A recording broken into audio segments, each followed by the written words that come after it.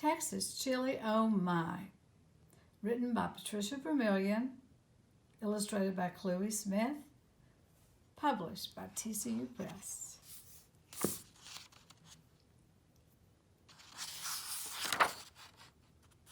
Texas Chili Oh My.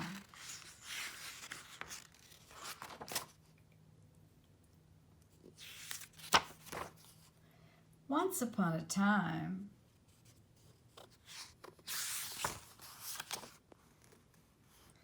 deep in the south of Texas, Mamadillo lived with her 3 little pups, Bluebonnet, Mockingbird, and Sweet Olive, in a cozy little den. Each day the pups grew bigger and bigger and bigger. Little pups, grunted Mamadillo, we are tighter than the bark on a tree. It's time to go and dig a den of your own. Now watch out for Trickster Coyote with the buttery eyes and the baggy round tail. He will huff and howl and yelp and bark till he turns you into Texas chili. Texas chili, oh my, said the little pups.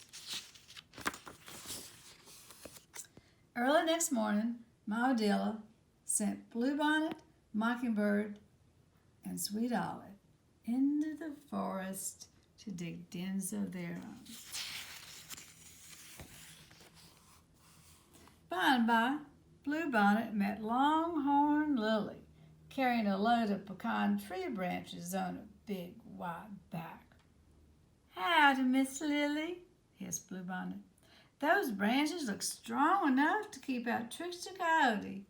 May I have some of those branches to cover my den?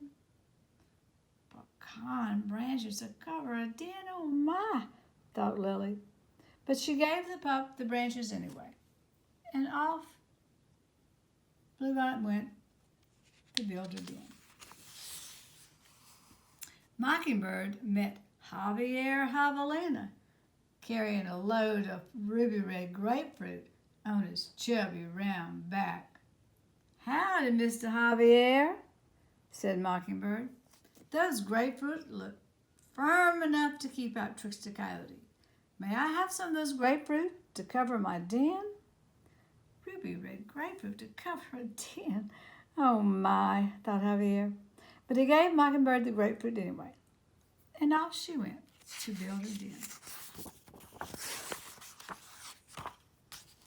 After a while, Sweet Olive met Horn-Toed Horace, carrying a load of prickly pear cactus on his narrow, thorny back. Howdy, Mr. Horace, hissed Sweet Olive. That cactus is prickly enough to keep out Trickster Coyote. May I have some of that cactus to cover my den? Prickly pear cactus to cover a den, oh my, thought Horace. But he gave Sweet Olive the prickly pear cactus anyway. And off she went to dig her den. Now, down near the town of San Antonio is a place called Bracken Cave, where millions of bats live.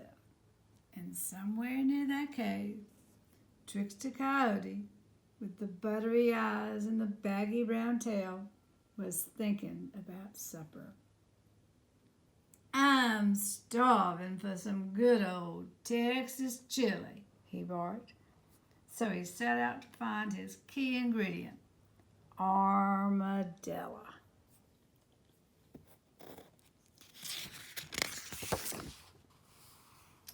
Before long, Trickster Coyote got a whiff of a roasting pecan and one armadillo. His long, hairy nose sniffed its way to Bluebonnet's den, covered in pecan branches. Little armadillo, let me in. No, grunted Bluebonnet. Not by the rings on my skin.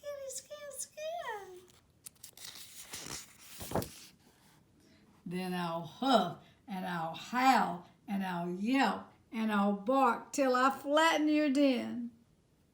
So while Trickster Coyote was busy huffing, howling, and yelping and barking, Bluebonnet ran out the back door, right on over to Mockingbird's den. By and by, Trickster Coyote got a whiff of freshly squeezed grapefruit and 2 armadillos. His long, hairy nose sniffed its way to Mockingbird's den. "Little armadillos, let me in," howled Trickster Coyote. "No, no, no," grunted Bluebonnet and Mockingbird. "Not by the rings on our skin. Then I'll huff and I'll howl and I'll yelp and I'll bark till I flatten your den." So while Trickster Coyote was busy huffing, howling, yelping, and barking, Bluebonnet and Mockingbird ran out the back door, right on over to Sweet Olive's den. Later on in the day, as the sun was setting in the golden Texas sky, Trickster Coyote got a whiff of the fragrant cactus flower and 3 armadillos.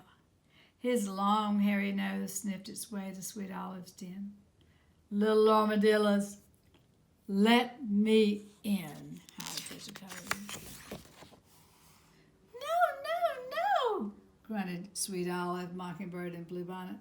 "Not by the rings on our skin.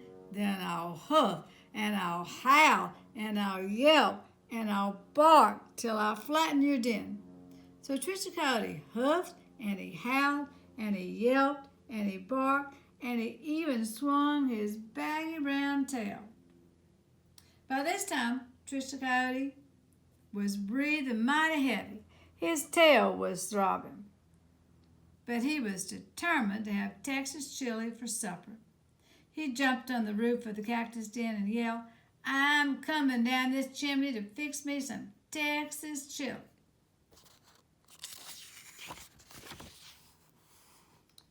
Quick as a wink, Trickster Coyote jumped down that chimney, tails and paws all covered with thorns. He plopped right smack into a boiling pot of fire ants that Sweet Olive had cooked up for supper. Trickster Coyote's eyes turned blood red as soon as those boiling ants got a hold of him. Why, he was a-huffing and howling and yelping and barking and wiggling his baggy brown tail right out of that pot. "Ye doggies, giddy up, my tail's on fire."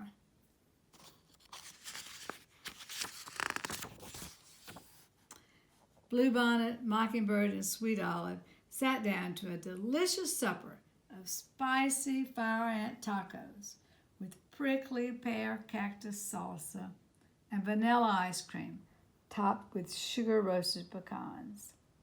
The young pups would be safe for a while. They raised their mugs of blue red grapefruit and made a toast. Mamadillo would be so proud.